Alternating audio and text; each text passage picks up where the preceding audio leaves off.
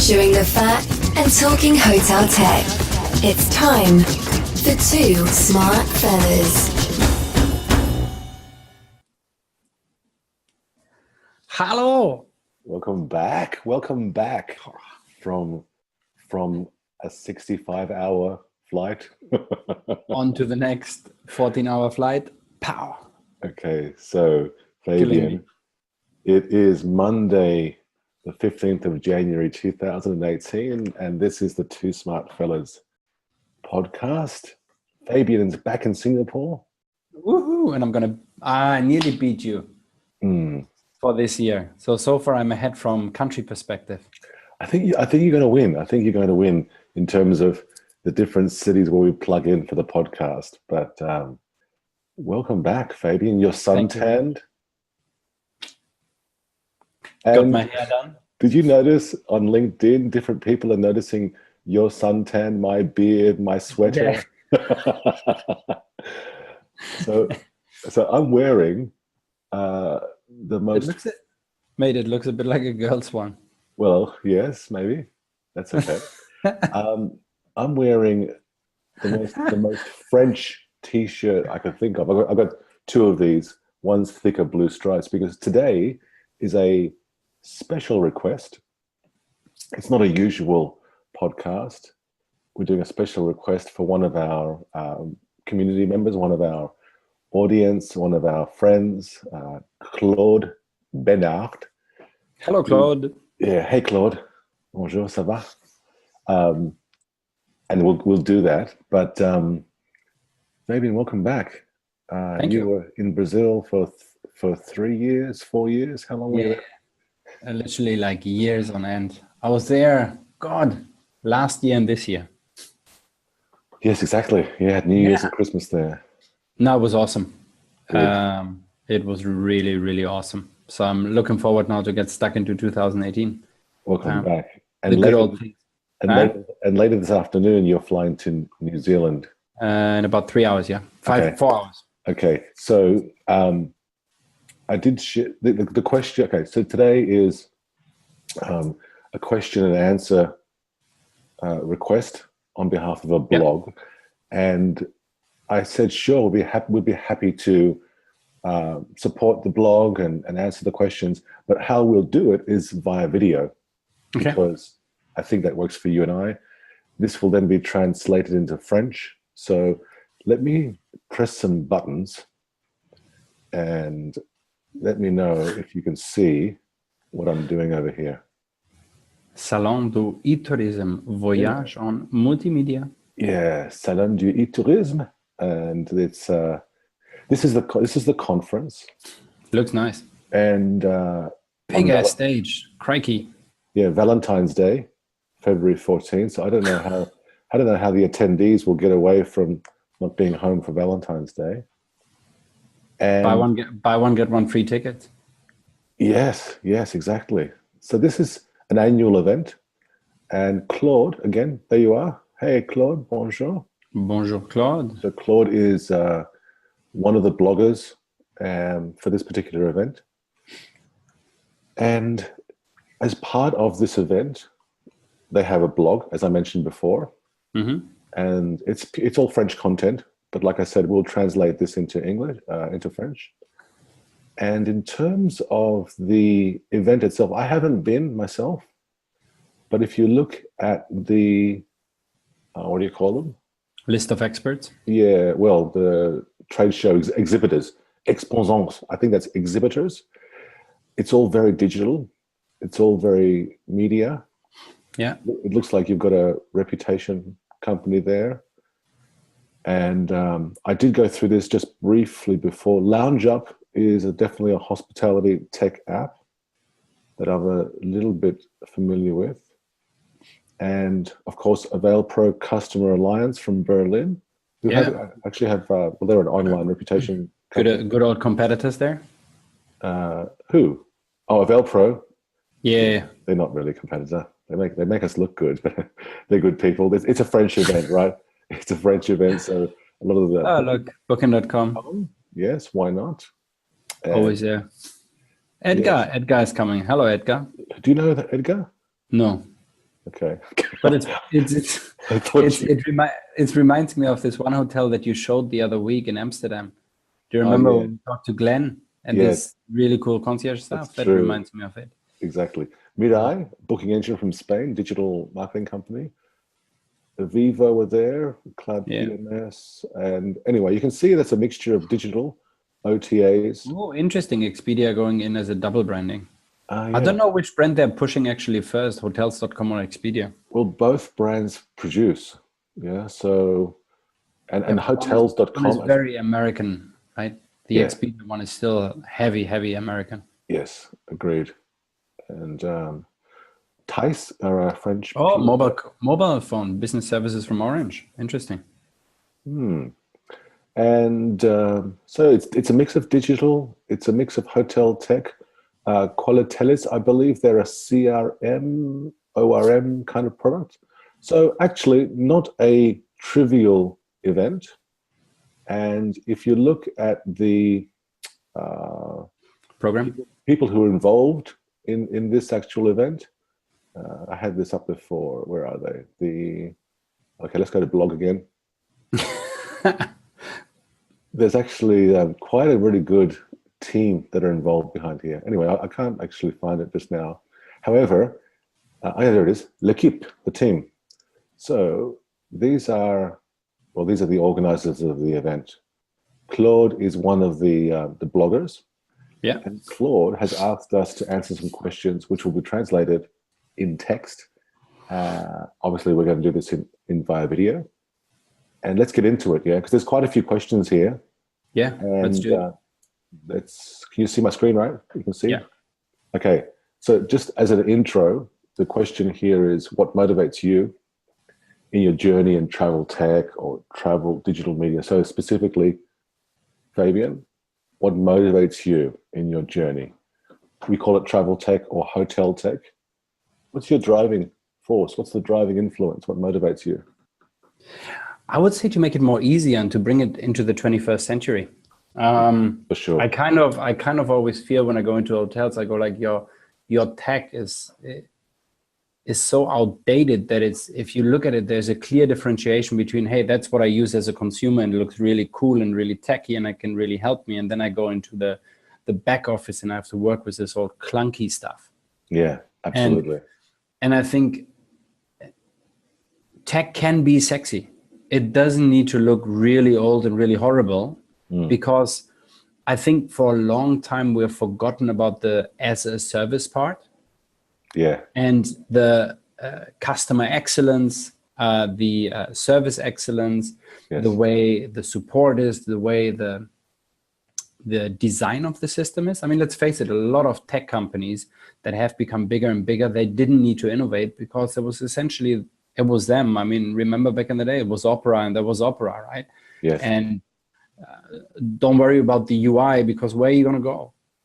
Right? Yeah, and I think you hit on a point there, which is that in the B2C space, the customer experience is elegant. Paramount. Yeah, exactly. And it's also, in terms of the customer experience digitally, when they interact via mobile app or tablet or pure desktop web, it's today way more seamless, intuitive than it was in the past. So today's B2B, in the B2B space, they expect the same kind of experience as a user as they see as a consumer.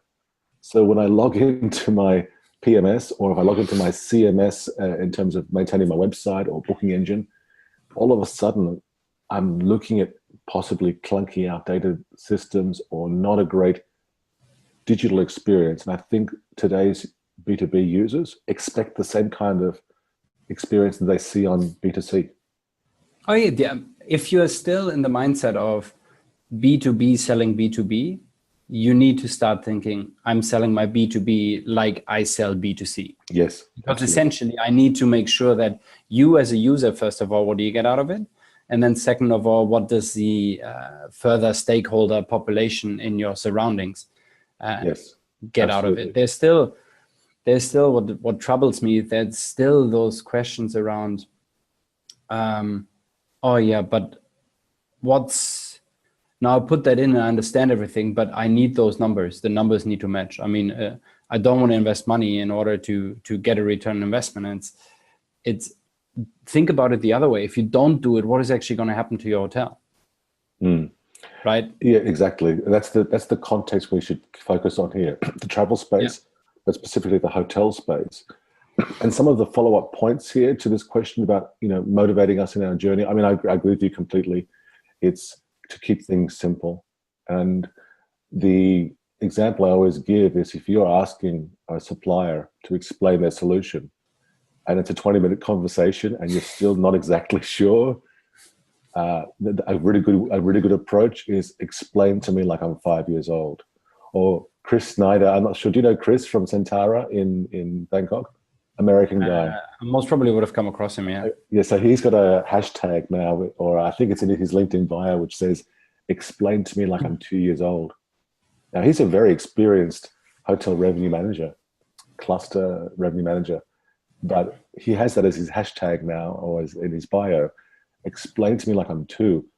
I think there's a lot of merit in approaching technology and not being afraid to ask, not being afraid to say, I heard what you said, now explain to me like I'm 2 years old. Because it should be easily explicable, right? And I think we're both talking about the same thing.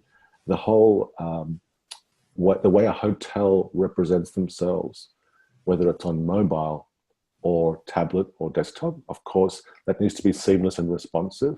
Oh yeah. So there are so many basic things hotels can do. And it's the old adage of crawl before you can walk, before you can run, and then let's fly.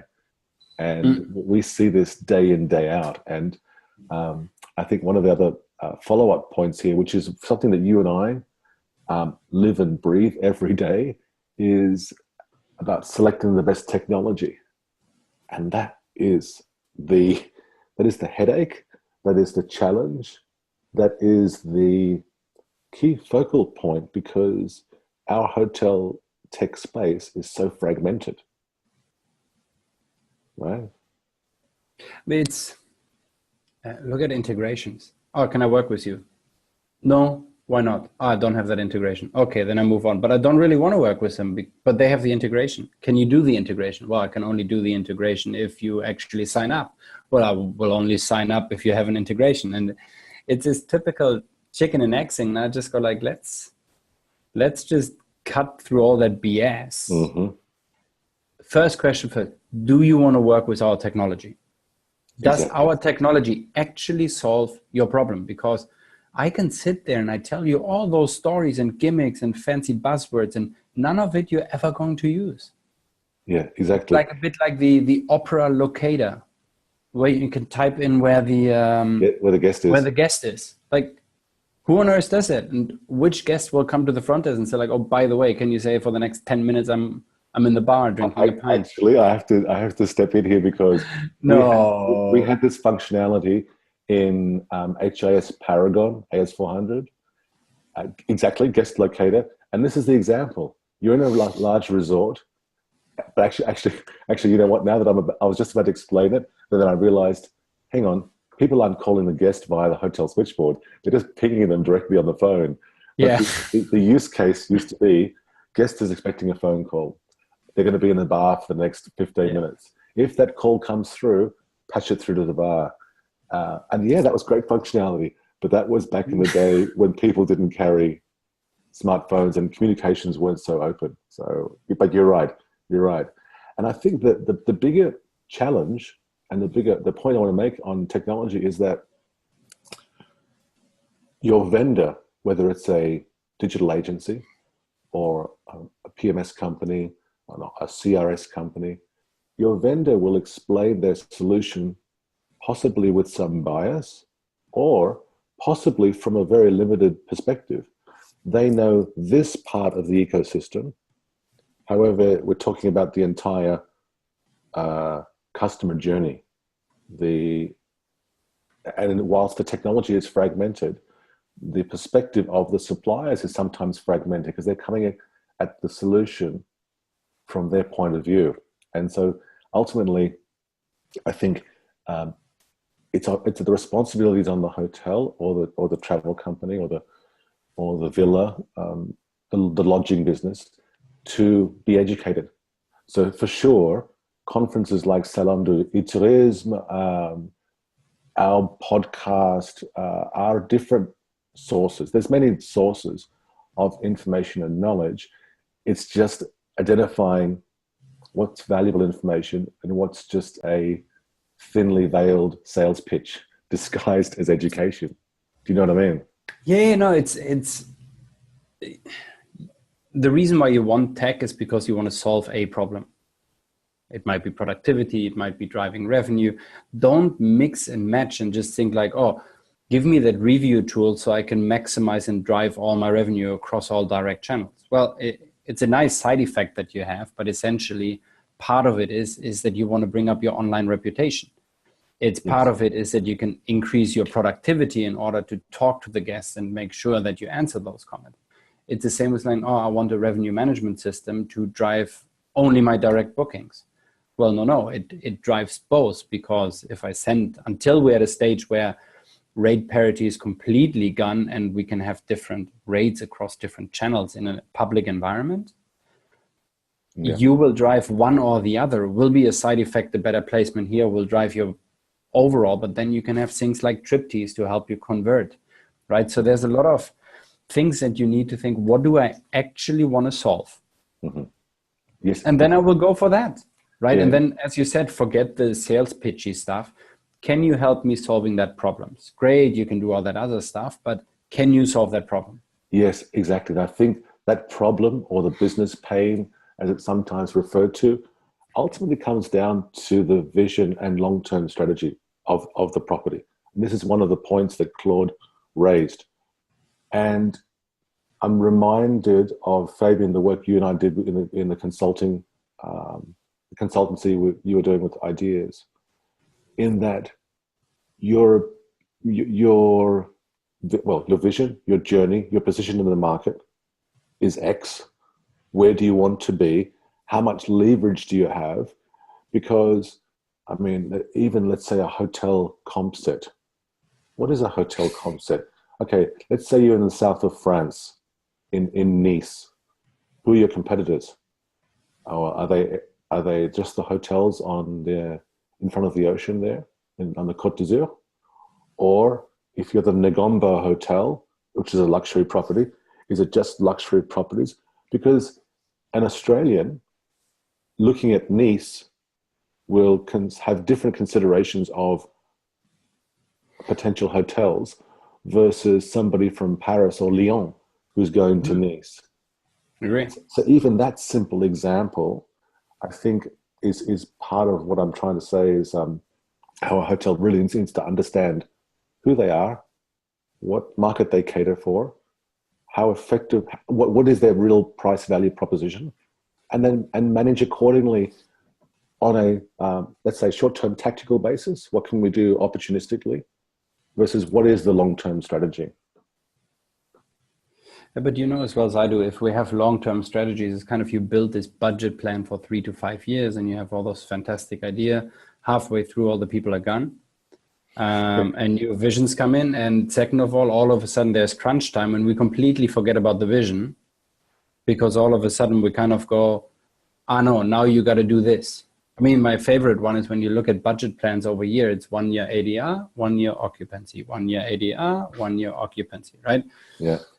Completely forgetting that it's a completely intermix, right? You treat the guest right. Guess what? They give you word of mouth. They give you good reputation. They might even come back, right? Your corporate negotiations. I mean, there's so many things that are working hand in hand. Can I drive this segment this year? No, you can't drive it this year because you're focusing on that, but it will have an effect on the other segments or channels in the following year. So exactly. And that's what I think Claude mentions here as well, in terms of part of your approach to digital is involving the team, hiring the right talents. And I think hiring the right talent is probably the area I focus on right now, because I think technology is evolving so fast. The turnover in the hotel and hospitality industry has always been high. So it's difficult for some properties to actually hire the talent that they're looking for, particularly if a property is using legacy technology, systems that were implemented and selected by a previous team 3 years ago. No one knows who maintains the website anymore. There are a lot of challenges. I think we need to really look at this type of question or situation from the perspective of the independent hotelier or the regional chain. Not what does Hilton and Marriott do, but what is the real world, the majority of the hotel industry, what are their challenges in terms of talent and education? Because I mean, that's going to have a big impact on their ability to execute on their plan. I agree, but from a talent perspective, having done brands and non-brands, it's getting people from brands is not always the right answer, because they have sometimes no idea about how it is in the non-branded. But well, the recommendation I would generally give is that look at what the brands are doing, right? The campaigns that they're running. Try to understand why they're running those campaigns. What makes them tick from that perspective. Yeah, they might have 50 million people that they can reach out to, but they will have a message. How can you use or understand that message in order to drive your own? And you might only get 2-3 more room nights out of you, and you're not getting the 100 million extra, but you're getting the 2 grand, 3 grand more, which in your environment might actually be a 10-15% growth. So don't get too carried away with that stuff. But I agree, it's a team effort, right? And it's more often than not, I think the jack of all trades is kind of coming back into glory. Yes, absolutely. When you say that, you're talking, sorry, please go on. No, go ahead. When you say jack of all trades, you're talking about somebody who's not just numbers driven, but they also have a good understanding of sales, negotiation, sales. You will have one of my mentors back in the day always said to me, said, Fabian, the GM, their special talent is to be generalists. So they can smell the BS of the 5 experts in the room. And today it's like parents, I will favor you, and tomorrow I favor you, and now stop fighting, children, right? Yeah. And that's and I think that becomes more and more that everybody in the hotel needs to think like that. So my background might be RM, but I gotta understand marketing, right? Yes. Question number 2, I believe, is all about what is it? Social media, e-reputation, and what's your view from a revenue manager, technology, tech perspective? Yes. It's a very difficult question. I mean, there are certain underlying trends that everybody can hit on, but you look at Generation Alpha, you look at some of the Generation X, the noughties, the MTV generation, right? We all have different ways of how we are interacting with technology. I mean, you and I are coming from an age when we didn't have technology, in the sense of we had no mobile phone, right? Exactly. We still got faxes. I had my bike and my skateboard. Yeah. And my basketball. Emails was literally limited to Outlook. Hotmail was developed while we were growing up. Yeah. We spent time with Beavis and Butthead, and we watched MTV, and you had to choose which movie you want to watch. Yeah. Where my kids now go like, oh, all I want is the iPhone and the iPad, and if the TV doesn't swipe, then I have to push the TV, or I can watch YouTube on my. I mean, it's understanding from a hotel perspective, who is my target market? What generation do I actually want to tap into? And I don't want to say millennial, because I think millennial is a mindset that has been around for the last 50 years, and it just somebody came up with this really cool thing around the year change. Yeah, exactly.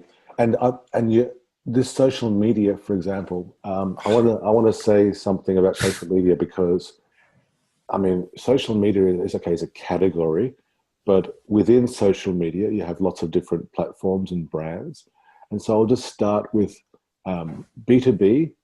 For me, it's LinkedIn, that now is less clunky and more involved. And as you and I have seen directly, we have a lot of discussion. We have a lot of interaction, and it's there. It's public. It can be shared. And I think for a lot of people who maybe are interested in the topic, it doesn't mean they're always going to contribute to the conversation, but they'll read and follow and learn. I think there's a term for these people on online forums, which is like a lurker. Someone lurking in the background, reading and watching. I'm one of those people in one of the sports online forums MMA, that I follow. Yeah, I read and follow. I mean, I'm a big fan. Am I chipping in? No, but I'm fascinated to listen to a lot of these trolls, but also experts and their opinions, and can they back up their opinion? So LinkedIn, I think, is very, very valuable. Twitter, I think, is a lot of noise personally. However, if I'm traveling and I'm up to date with all of my different news channels, social channels, then I do go to Twitter, and depending on who I follow, I'm very selective about who I follow outside of the hotel space in terms of people who are specialists and experts in other parts of, let's say, business or technology, that I'll just follow and see what they're tweeting about. And that for me is a way to keep up to speed and that side of things. Facebook, I think, is dying personally, because I mean, just look at it in terms of how negatively both Twitter and Facebook were used in the last US election. The fact that that's possible, that you can have bots, or but for me, it's also but it's an algorithm, right? It's a simple algorithm. It's not AI, it's nothing else, and they can scream AI as much as they want. It's an algorithm that if I poke you long enough, it'll expect it's like a Pavlov's dog. That's how Facebook is for me. I just need to keep over and over and over, and I need to pay enough people to do over and over, and all of a sudden the algorithm will pick it up trending and move it to the top. Yeah, it's still for me useful just to follow family and friends and what they're doing. Really? No, it is, but I don't log in religiously every day like I used to. Not at all. I have 199 pending notifications, and it's coming and saying, "Did you see this? Did you see that?" And I was like, "No, I don't want to go in there." Turn them off and just go to email alerts for your friends. It's easier. But okay, here's my part to it, right? And I know that you're on the Instagram kind of thing, because now you're finding your inner photographer, right? Exactly. But okay, Facebook, right? Twitter, I just checked. I'm following 40 people. Okay. Right? Yeah. I miss the important things. Like I don't get Twitter, because there is like so much stuff going on. And you know that I'm doing a lot in the crypto Bitcoin area. Yeah. And the favorite medium of choice is Telegram. What's that? Right? Well, it's kind of like a messaging group kind of web service, but it's very how would you call it? Like Slack? Is it Slack similar? Yeah, kind of. It's very anonymous. Okay. But it's cool. I like Telegram. But again, it's like there's groups over groups over groups. Yeah. And then you kind of go in and it says like, there is 3,500 unread messages. And you kind of go like, it's one donkey going in there and saying, "Hi, I'm Bob. Hi, Bob." And then you have like 400 people saying, "Hi, Bob." Yeah, that's noise. So there's something broken in the social media space for me. Yeah. And I agree. And here, I mean, Claude's got what can work and what can help drive real revenue for a hotel. I'm going to say that a hotel needs to really understand who their market is. Are they a 3-star, 45-room property that's middle of the road, not the worst in the market in terms of online reputation, not the best, and without a real hospitality or customer service approach? That's one situation. But when we talk about driving real revenue, I think the question needs to be, well, define the kind of hotel. Are we talking about those the top 5% or the top 1%, those hotels that really are competing, and let's say really are professional and pushing the boundaries? Well, then, I think it comes down to understanding your market, and really, for me, it's simple. Delivering amazing hospitality to the guest will always pay back times 3, times 4, times 5. And you see things like make your hotel Instagram worthy. Yeah, depending on the type of property, but it just comes down to consistently delivering on service, making it easy for the customer, and the rest takes care of itself. Is that too simplistic? Yes and no. I just sent you something through the chat box. Thanks. A link. Yeah. If you just open that one up, because I think there's a direct impact. I mean, you can do some clever things, right? I think you need to have digital stuff. You got to be savvy in it in a digital world, right? If somebody offers you to put a bus shelter ad for $10,000, maybe invest it somewhere else, right? Okay. But this is just for the UK, right? But it's relatively old. But considering that, Can you keep talking about this? I'm just going to step away for a minute. Keep talking about it. Considering Erik literally just woke up to the Instagram part, we can't forget humans work in tribes, and we are kind of digital tribes. So what we're trying to say is that people will go into a medium, let's say Facebook, Twitter, whatever you want to have, and it's kind of like waves where we use it, and then you drop off, and then you go to the next one. I mean, figures that show, wow, we are still increasing users. Once you drill down into them, you will see that it's other untapped countries actually coming on, but the demographics within those kind of channels doesn't really push forward. So while it's new users that have never heard of it or never had access to it, it's not the users that we currently are getting sick and tired of those, I don't want to say old platforms, but really platforms that have used or have outlived their usefulness. I mean, I'm not a big Instagram guy.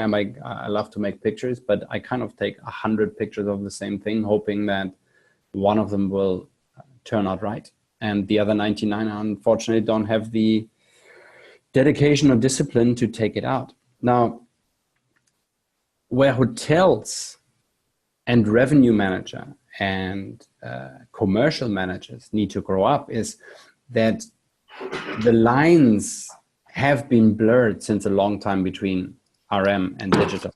So if your digital guy doesn't understand RM and your RM doesn't understand digital, and that can include social media, CPA models, CPC models, you need to get to the fact of saying, if you don't understand that part of the business, you might not be the right person for this. And when you look at payroll and you say, oh, we're a small hotel, I can't afford a all-arounder jack of all trades. No, you need a young person with a lot of desire. If you have the experience in the hotel business and you know how to run hotels, you can give that to a young person and say, now turn that vision into something that is Instagrammable, that we can pop onto Facebook, that we can do something with. I mean, you and I, Erik, had long conversations about that. Why would you and I employ ourselves? Because we would just be talking to ourselves. There would be no new thing coming, but much easier taking an unwritten page and saying, yeah, this has normally worked, and this is the idea from experience, so on and so forth. And then they put on their own spin, their own usefulness, their own interpretation of it. Yes. And therefore making it a success because it's part of who you are. There's what consultants sometimes get wrong is they will go to hotels and they will think like, oh, I've got this vision and now the vision has to be adopted by this hotel. That's not true. The hotel needs to come up with a vision. And if the hotel can't come up with that vision, then you as a consultant might have not done the right thing, because it shouldn't be your vision. It shouldn't be you putting your words into their mouths. And I'm not talking capabilities, click here and it will do that. I'm talking about brand identities, about how do we message. It needs to come from yourself, because otherwise it's not genuine. Yes, and I think something else to consider with Instagram, and it's the same with YouTube. We could say YouTube is a social media. It happens to be, and this blog post, by the way, the question is all about multimedia. So we're still on topic here. But Instagram and also YouTube are actually very powerful search engines. In fact, YouTube in particular I believe is going to overtake Google as a search engine, because people will be like, okay, I need to know how to fix this plant. I want to cook this dish, Yeah. or I want to change these tiles. And you can learn from this. But on Instagram, as a search engine, I only have one particular example. Like I said, I'm into Instagram a lot more recently, but I was in Amsterdam, let's say 3 months ago, and I had about 4 hours between meetings, and my beard was particularly wild and crazy. I needed a trim. And so did I not go open up into Instagram, did search for barber or beard, whatever hashtag I used, and boom, I had in my local area different barber shops. And of course, what are the photographs? Different beard trims. And I was like, oh, that looks like that's a good cut. That's a good cut. Have a look at that particular barber shop. Oh, it's only a 12-minute walk. I actually went there for a trim. That's just one little example of how I used Instagram for search when I was in a different city. And I'm, open-minded, curious, wanting to explore. And I think there's, again, not millennials, but there's, let's say, Instagram users who people say are narcissistic, but whatever. I mean, the hotel will take the customer's money, whether they're narcissistic or not, right? But if the hotel is engaged with that community and the guests or the community have moments they can share via Instagram, well, why not? It's another search engine. It's another marketing opportunity. And everybody has a beautiful spot in them, right? Everybody has. Everybody has something beautiful about them. Same with every building has something beautiful. Yeah. And as I always say, garbage is somebody else's treasure. Yes. Right? And if you look at it from this point of view, there is people who will like your product. Yes. So don't try and be friends with everybody in the world. Exactly. Right? But be friends with someone who actually like your product, because your chances of success might be much better. Your deliverance of service and your honesty will be much, much higher, because you don't have to fake it. Yeah. But what you actually do is, like you just said, I like surfing, so I can talk to people about surfing. Yes. Right. You just reminded me of this morning, earlier today. Yeah. The college I used to go to, Maclay College. I have a post here. Taking pictures is savoring life intensely every 100th of a second. And that was a French photojournalist. So there's a French segue here. Marc Reboux. Once it's about his profession after a long and successful career reporting on China, Vietnam, and the Far East, and blah, blah, blah. But is that not absolutely correct? Whether it's a photograph or a video, it's savoring life intensely. And isn't that what hospitality is about? The true art of hospitality? I have to disagree with that statement, because what I realized is that, let's say New Year's, right? So many people will take out their video phone, their phones, and make sure that they capture that moment and everything, forgetting to live that moment. Yeah. Right? Like, I make a point out of all of those things that I leave my phone aside, because how many times did I hold up to see the fireworks? And then essentially afterwards you look at it and you kind of go like, well, it's a black screen because my camera wasn't good enough. Yeah, right. I agree. And I completely missed the beautiful spectacle. And it was great, because this year I just put it aside and I was able to hold my kids, hug my wife, and really say like, hey, it's Happy New Year, instead of saying like, hey, let's quickly do a selfie. Let's get another selfie in because it's 2:18. Let's do the live thing. That's why I fully disagree with it, because you're losing the moment. Oh no, I completely agree with you. So what I mean is, those moments, those precious life moments, actually live it and experience it, and don't see it through a lens completely. I was the same thing with New Year's Eve as well. The phone was nowhere near there. I was actually hugging people. We were singing Auld Lang Syne and all the rest of it, fully. But you know that expression, stop and smell the roses. when you are walking about, and when you are wherever, and you maybe, well, I think some people, maybe artistic inclination, whatever, have these smartphones, which actually are pretty decent cameras, most of them, and they are able to share their view, and that's how I use Instagram. It's just like a photo journal. You won't see my face in any of my Instagram. It's people I follow who I'm interested in, and then it's just capturing like, okay, what I would like to remember from this place, rather than saying, you know what, I had this great meal in Germany. It was this. Rather than doing that, I just look up by hashtags and like, oh, that's right, it was pork knuckle or whatever it was. So for me, it's a way to track my travel. If other people are interested in it, great. Am I doing it for likes and clicks? No, but I think it all depends on people's perspective. However, let's get back to the question. Yeah, let's get further. Okay, we've done social media. Now, a destination marketing organization, a DMO, versus hotels.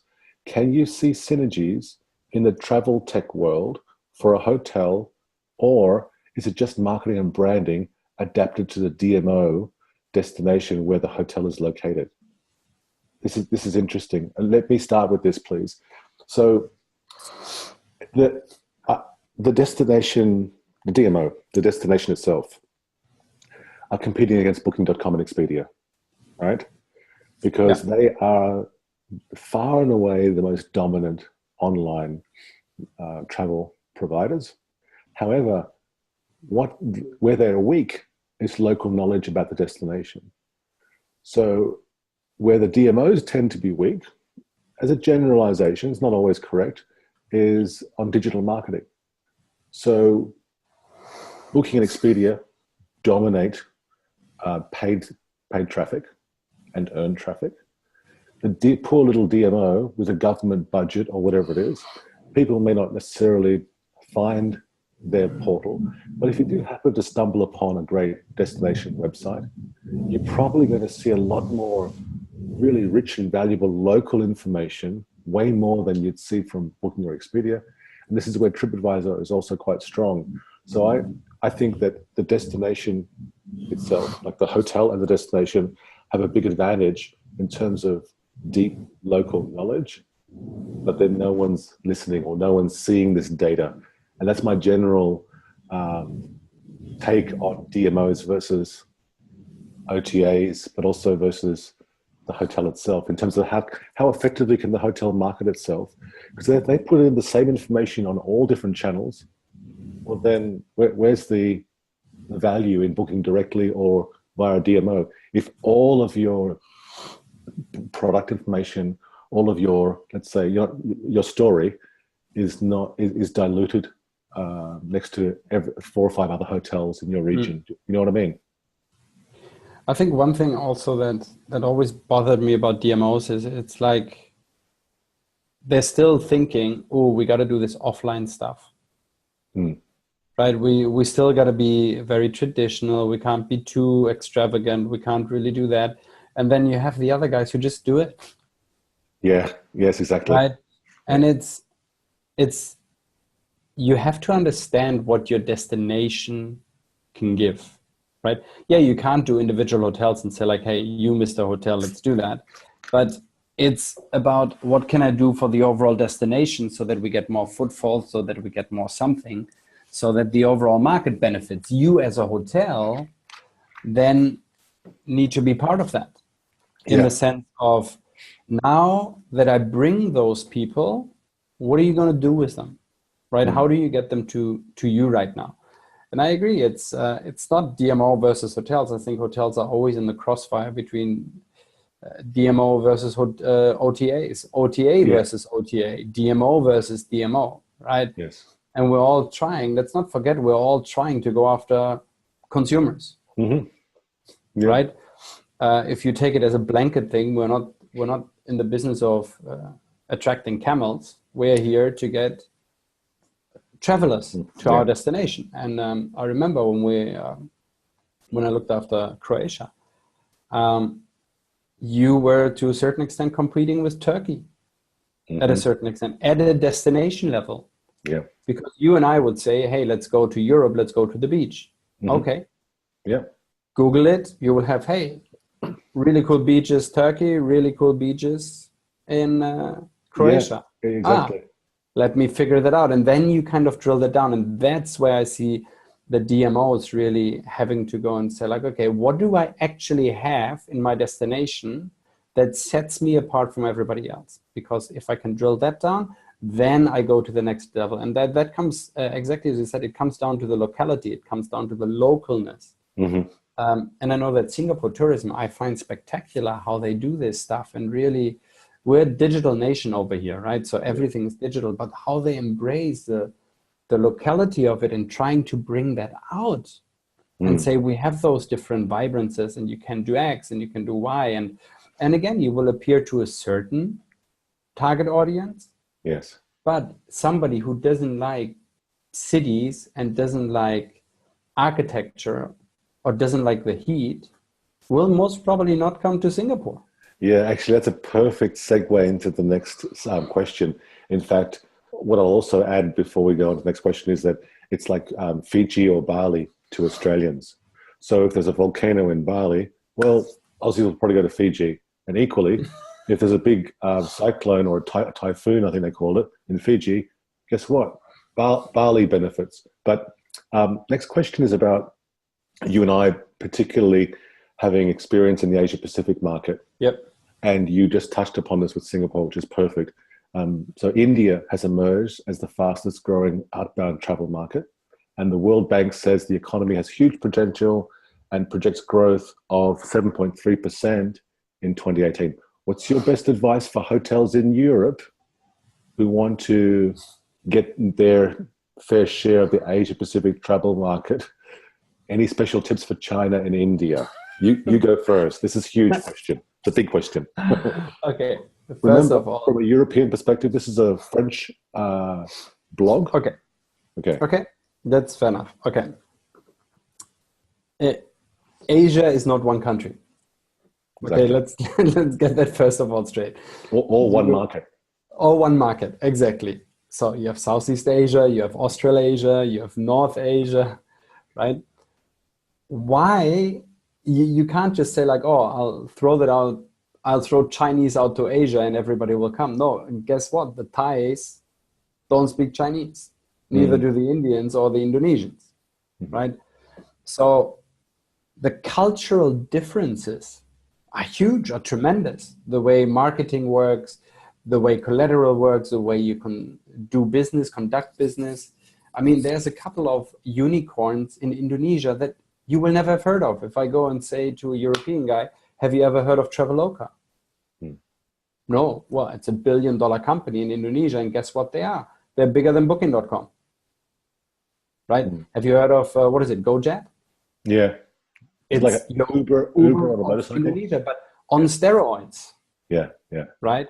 So those kind of things that if you want to tap into that traveler, again, you can do discount for certain destinations and get them over, but not every country will want to associate with your brand or become a brand ambassador or is interested in staying in your hotel. Now, if you look at an Asian and Indian traveler, I would always say stop thinking European and start thinking Chinese, right? In what way? Most times when you do marketing, you think, oh, I'm a German, so now I will do what works in Germany, and then I will translate it into Chinese. No, what you need to do is you need to get a Chinese to come up with a Chinese version of it, and then possibly translate it back into German. And it might not make any sense to you. It might look completely silly to a German. Yes. Right? But it is perfect for a Chinese traveler. So stop thinking like, oh, I get the Chinese. No, you don't get the Chinese. Yes. Right? Actually, you just reminded me. Yeah, you've reminded me. I'm going to say hi to KC Wong, my ex-colleague. Oh, he sits in KL, no? KL, yeah. So KC is multilingual. So obviously English, Malay, Chinese, two different types of Chinese, and written and spoken and reading. Anyway, many years ago, we did a Chinese website translation, for a spa software company or a spa software product. Now, I wouldn't know if the translation was good or not. So I sent Casey the link. I said, Casey, what's the quality of this translation? He read it, he looked at it, and then he said to me, you know what, it's a very good translation from an English original piece of content. I said, what do you mean by that? I said, well, he said the Chinese is perfect. The grammar, everything is perfect. And so it's a very good Chinese language translation of a US type of story mindset. I said, what do you mean? He said, well, the way the Chinese communicate is very different. And he could tell the difference. Even though it was Chinese, he could tell that, oh, this was actually a Western type of bit of content, professionally translated. Yeah. Versus, and I think that's what you're saying, right? You're saying the same thing. Think in the way they communicate. And I think things like a quiet, peaceful hotel or large open spaces in Australia, for example, are appealing to certain markets, Chinese included, where they're living in congested cities. These are also other examples of what appeals to a German or an Aussie from the same hotel or the same destination will be very, very different to what appeals to a Northern Chinese person, Eastern Chinese. Because again, it's not all China. There's different cultures even within China. Yeah. Oh yeah. I mean, everybody thinks like, oh, those are the Chinese, and it's like, well, there is, as you said, the North, the South, the East, all completely different. And chances are they come from a city you have never heard of, and there's 10 million people living there, right? And they consider that a small city. Not to I mention, don't think we actually have a 10 million people city. Do you know what I mean? Exactly. Yeah. Not to mention second generation Chinese, or let's say ethnically Chinese or Indian people in Canada, US, and all different parts of the world. So it's absolutely a good question in terms of how can hotels in Europe catch their market share. Obviously, the big OTAs like Ctrip, Traveloka, Agoda, Rakuten it's obvious. You need to connect with those. Well, you say it's obvious, but if you have never heard of them, well, it's true. People don't ask the question, hey, how do I get the Indonesian traveler to my hotel? That's generally not a question where people ask, right? It's generally like, oh, how do I get more business? Well, who do you have right now? Who do you want to have? And where do those people hang out digitally? Yes. Right? How do I can connect with them? Do you do WeChat? What is WeChat? Well, maybe you want to get onto something like this. Good point. Yeah. Who is Ctrip? Well, you might have not gotten Ctrip because it goes through a affiliate or something. Yes. Because most of the time, people still, when you talk to them, go like, oh yeah, Chinese, they come in Chinese tour groups. Yes. Right? Yes. So for let's give them 2 points. So for China, look at WeChat, create a WeChat account. It's an app. It's a mobile app. So do create a WeChat account. And for India, let's say, GoEbibo is a channel to look at. But that's just 2 little things to look at amongst a much bigger topic of conversation. Okay, next question. Accommodation reservations, and also not just accommodation, but activities on mobile are strong today. What simple actions for hotel professionals to capture their share on mobile? Well, okay. You want to go? You want to take this? Yeah, if you're an independent hotel, don't build an app. Agreed. Please don't. It's you're thinking, oh great. No, please don't, because the guest will book you, then you're forcing them to download something. Chances are they get annoyed, right? Because the different versions are not updated. Yes. Better have a mobile responsive, and think, again, it comes down to which travelers you have. If you have the younger generation, think mobile first and then think big screen later. If you have the older generation, you might want to think tablets, kind of laptop first before you go into the smallest kind of device. Yeah.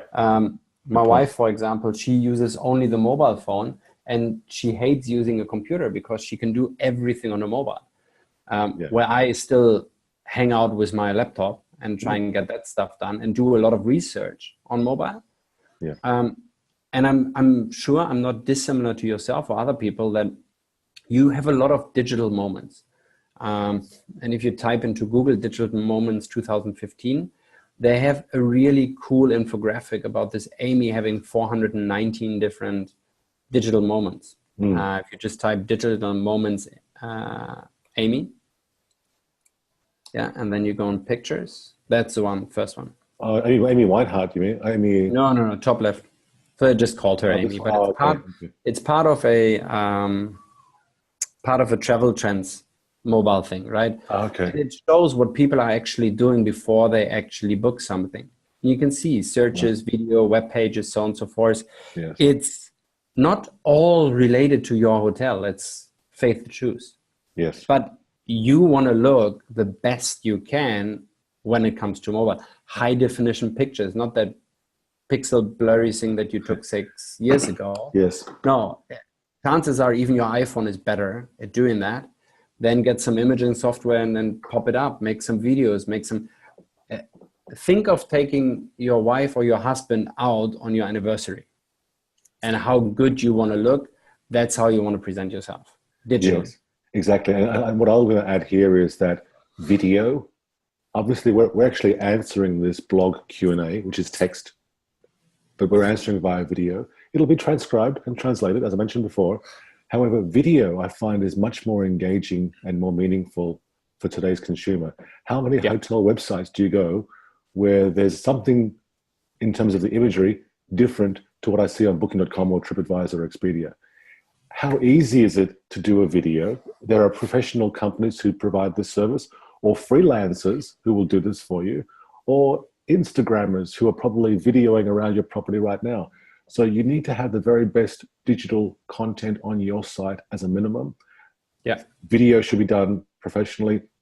Video is being captured by Instagrammers today anyway. And drones are also not expensive anymore. And again, it doesn't mean you have to become a drone photographer, but there are ways to expose your property in a visual way. And I'm pushing video in particular because it's a medium that I think more and more people engage with. So whether the question was mobile, but B, have great content, video content, also accessible on mobile. Yeah, agree. Now let's get back to here. Okay, blockchain. This is your specialism. Now, Fabian, is it correct you're going to be speaking at a conference in Kenya? Yes, I'm going to speak at the Global Blockchain Summit in Nairobi. Cool. When's and that? Then that's in March sometimes. Nice. And let's hope that afterwards, I know that they're coming to KL. I know that they're coming to Singapore afterwards. So nice. So I'm going to talk of actually blockchain for hospitality and travel, because while blockchain can bring a lot of new stuff, you will see a typical trend curve. Everybody's jumping on the bandwagon right now. 90% of it is crap and will fall off. And then we kind of reach that plateau where we all of a sudden, it's like, crap, no more innovation. What are we going to do next until we pass through that and it becomes a mainstream kind of technology thing? At the moment, we're using it for capital gains, right? You really don't have a lot of companies out there that are actually they have a great idea, and for that they get $15 million, right? So if you want to get rich, have a really clever idea and go out there and crowdsource it. So in terms of the hotel, it'll be difficult, mate. It'll be difficult because we are so complex, and I don't think people understand how complex travel actually is, not only from a transaction speed perspective, from a deliverance perspective, from a payment perspective, from an integration perspective, so many different layers that need to be considered, that it's not only that, but how do people then act and say, like, do I really want to be on a public blockchain? Or do I want to be on a private one? Because at least private one, I know I'm half decent secure. Because I don't want that information, whatever it's kryptonized, yes, it's still out there. for everybody to see. So is it correct to say, to answer Claude's question, there really are no new services this technology can bring today, and so let's consider it a shiny object for now, and don't get distracted by the shiny object. Is that fair to say? Yes and no. I think it can revolutionize a lot of things. Transaction cost being one of them. Speed at the moment is not the forte, I would say. But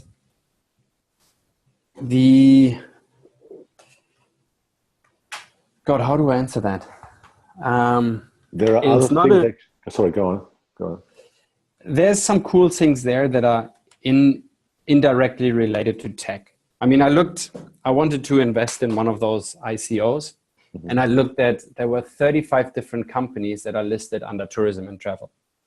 I literally found one that might be clever, right? Literally one. All the other ones, I just was like, why would you do that? Right? It might sound good on the surface, but then you have other things outside of tech, like a company called Civic, for example. They do identity verification, right?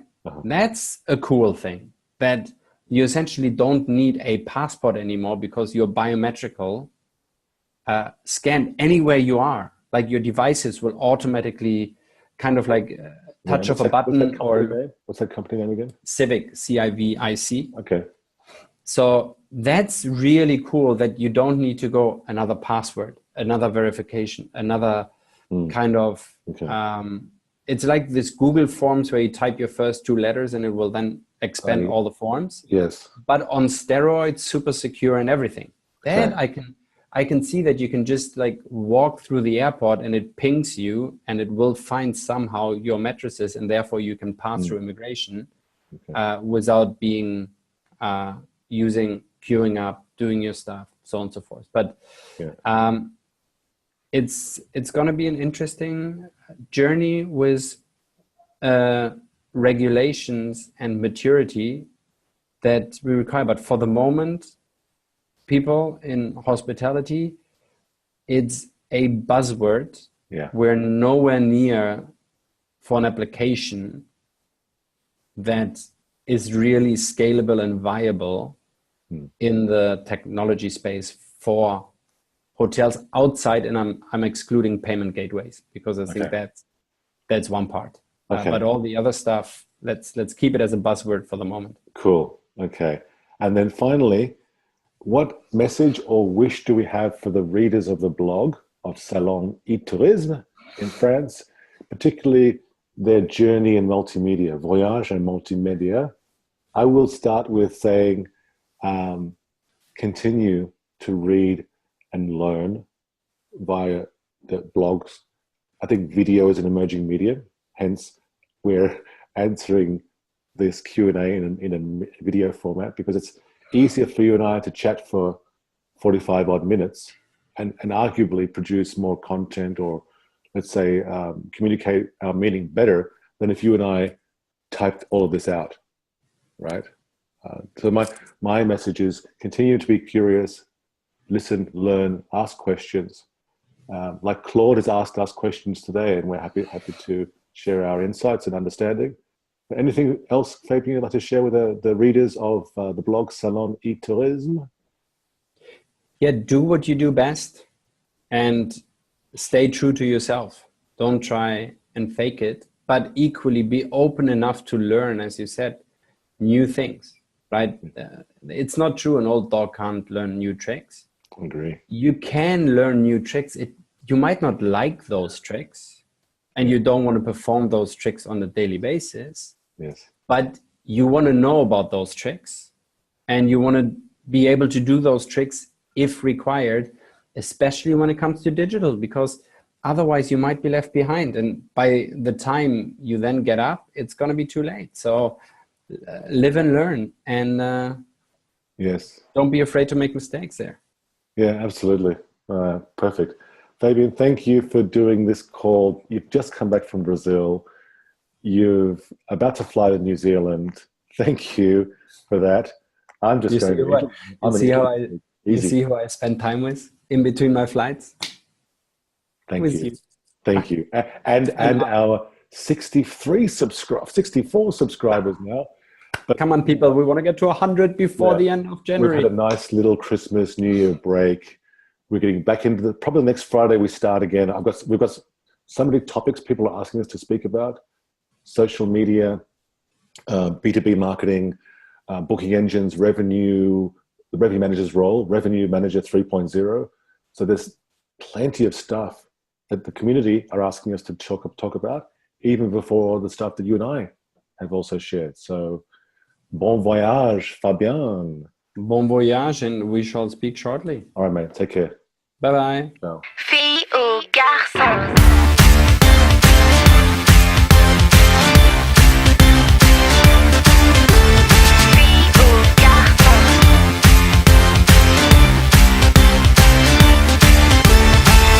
Un peu vexée et sous le charme aussi. Je veux des baisers, je veux qu'on me dise oui.